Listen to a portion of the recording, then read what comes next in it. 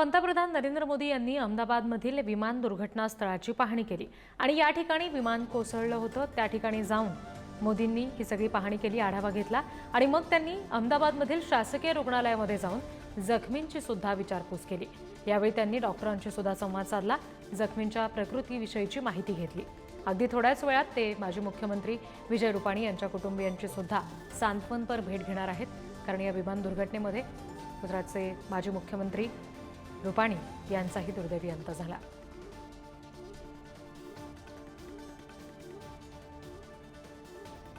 हे दृश्य आपण पाहतोय, एक बैठक या ठिकाणी सुरू असल्याचं हे दृश्य आहे।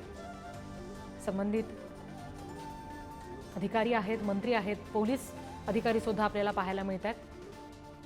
आढावा बैठक ही आहे ज्याच्यामध्ये नेमकं अपघात झाली त्या जागेवर आता मोदी जाऊन आलेले आहेत, जे जखमी आहेत त्यांच्याशी बोललेले आहेत। या अपघातातून बचावलेला एकमेव जो प्रवासी आहे त्याच्याशी सुद्धा मोदी बोलले आणि त्यानंतर आता मोदी प्रशासनाची ही बैठक घेत आहेत। आवश्यक त्या सूचना यावेळी दिल्या जातील। पंतप्रधान नरेंद्र मोदी यांच्याकडून ही वरिष्ठ अधिकाऱ्यांची बैठक घेतली जाते। अहमदाबाद विमानतळावर मोदींनी ही वरिष्ठ अधिकाऱ्यांची महत्त्वाची बैठक घेतलेली आहे।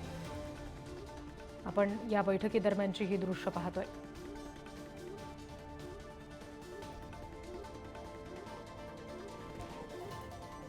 प्रत्यक्ष दुर्घटना स्थळावर मोदी जाऊन आलेले आहेत।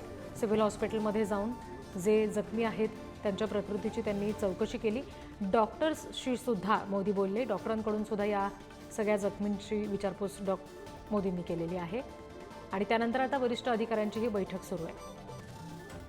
आणखी तपशील आपण घेणार आहोत। प्रतिनिधी सुशांत सावंत आपल्याशी जोडले गेले त्यांच्याकडून। सुशांत, बैठकीमध्ये नेमके उपस्थित असलेले हे अधिकारी कोण कोण आहेत आणि कशा संदर्भात नेमकी ही बैठक सुरू आहे? रिद्धी, पंतप्रधान नरेंद्र मोदी यांनी सुरुवातीला ज्या ठिकाणी दुर्घटना घडली त्या ठिकाणची पाहणी केली। त्यानंतर ते अहमदाबाद येथील सिव्हिल रुग्णालयात आले।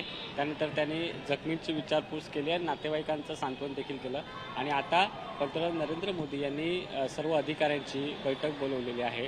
त्यामध्ये आपण जर बघितलं असेल तर विशेषतः आरोग्य विभागाचे अधिकारी आहेत त्यांची बैठक बोलवलेली आहे। कशा पद्धतीने जखमींवर उपचार सुरू आहेत, आतापर्यंत किती सॅम्पल टेस्ट जे आहेत DNA त्या झालेल्या आहेत याची संपूर्ण माहिती पंतप्रधान नरेंद्र मोदी यांच्याकडून घेतली जाते।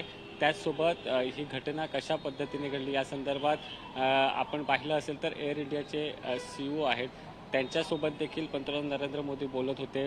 आता देखील त्यांच्यासोबत बोलत असल्याची आपल्याला माहिती मिळते आणि एकंदरीतच संपूर्ण घटनेवर ते आपण बघितलं असेल तर नरेंद्र मोदी यांचं बारकाईने लक्ष आहे। कालपासून ते संपर्कात होते, स्वतः केंद्रीय गृहमंत्री अमित शाह संपर्कात होते।